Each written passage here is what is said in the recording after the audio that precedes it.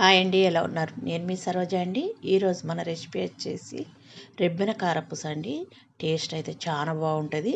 పిల్లలకైతే చాలా ఇష్టంగా తింటారండి. అంత బాగుంటాయి. మనకు కరకరలాడుతూ చాలా క్రంచీగా ఉంటాయండి. మనం పిల్లలకు రాగానే స్కూల్ నుంచి రాగానే పెట్టచ్చు. మనకు ఇవి చేసి నిల్వ వస్తాం. మనకు నెల రోజులన్నీ నిలువ ఉంటాయండి. ఇప్పుడు మనం దీని తయారు చూద్దాము. ఇప్పుడు కుక్కర్లో ఒక కప్పు పెసరపప్పు వేసుకొని దాన్ని 2-3 సార్లు శుభ్రంగా కడుక్కొని ఇప్పుడు అందులో మనం 2.5 కప్పుల వాటర్ వేసుకోవాలి. వాటర్ వేసుకొని క్యాప్ పెట్టేసి మనం ఒక 3 విజిల్స్ వచ్చేదాకా దాన్ని ఉడికించుకోవాలి. 3 విజిల్స్ వస్తే సరిపోతుంది, మెత్తగా ఉడుకుతుంది. ఇప్పుడు స్టవ్ ఆపుకొని ఇప్పుడు దాన్ని కొంచెం చల్లారాలి.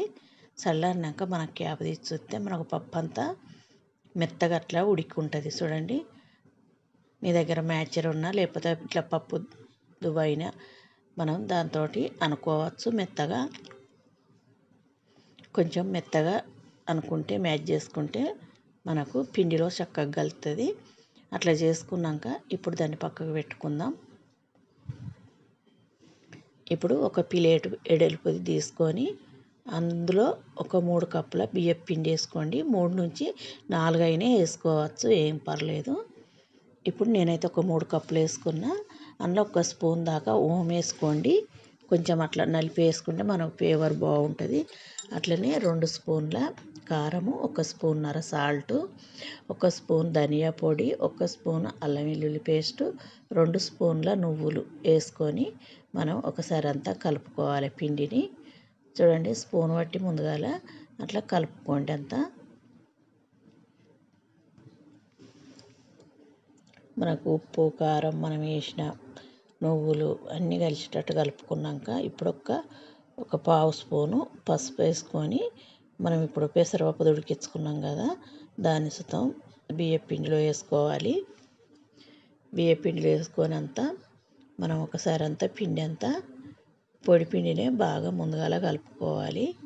చూడండి, పప్పును పిండి కలిసేటట్టు అట్లా కలుపుకోవాలి. అప్పుడే వాటర్ వేయకూడదు. మనకు ఆ పప్పు అంతా పిండి అంతా కలిసినాక చూసుకొని వేసుకోవాలి. ఎక్కువ వాటర్ ఏం పట్టాయి ఇంట్లో, మనకు కొన్ని అయితే సరిపోతుంది. ఒకేసారి వేసుకోకుండా అందుకే వాటర్ కొన్ని కొన్ని వేసుకుంటా మనం దాన్ని మెత్తగా వేసుకోవాలి. మనకి ఒక టీ గ్లాస్ ఎడుచుదా పట్టాయండి వాటరు. ఎందుకంటే మనకు పిండి పప్పు ఉడికింది కాబట్టి మనకు అదే సరిపోతుంది. కొన్ని అయితే సరిపోతాయి అంతే. ఇప్పుడు కొన్ని వాటర్ వేసుకొని దాన్ని మెత్తగా మనం చపాతీ పిండికి ఎట్లా కలుపుకుంటామో అట్లా కలుపు పక్కకు ఉంచుకోవాలి. చూడండి, అంత మెత్తగా మనం దాన్ని పిండి అన్నది కలుపుకోవాలి. ఇప్పుడు మనం కారపూసలది ఉంటుంది కదా పావు, దాన్ని మనం రెబ్బెన బిన్న వచ్చేది వేసుకోవాలి. బిళ్ళల్లో మనకు రెబ్బెనతో వచ్చే బిల్లు ఉంటుంది కదా, దాన్ని వేసుకొని కొంచెం ఆయిల్ రాసుకోవాలి.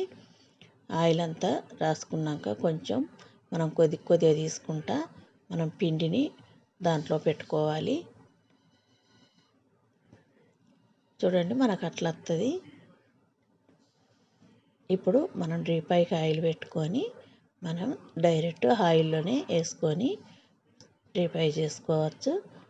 చూడండి, అట్లా మనం కంచుట్లా వేసుకోవాలి. ఆయిల్ అన్నది ఫుల్గా ఆగినాకనే వేసుకోండి. చూడండి, ఆ కలర్ వచ్చినాక తీసుకోవాలి. ఇంకోటి సుతం వేసుకుందాము. చూడండి, మీకు ఇట్లా రెబ్బెన వారం ఇష్టం లేకుంటే మన చేగోడీల బిల్లస్ తీసి చేగోడీలాగైనా మనం వీటిని వేసుకోవచ్చండి. అట్లా సుతం బాగుంటాయి. ఇప్పుడు వీటిని 2 వైపులా మనం చక్కగా ఫ్రై చేసుకొని తీసుకుంటే క్రిస్పీగా చాలా టేస్టీగా ఉంటాయండి.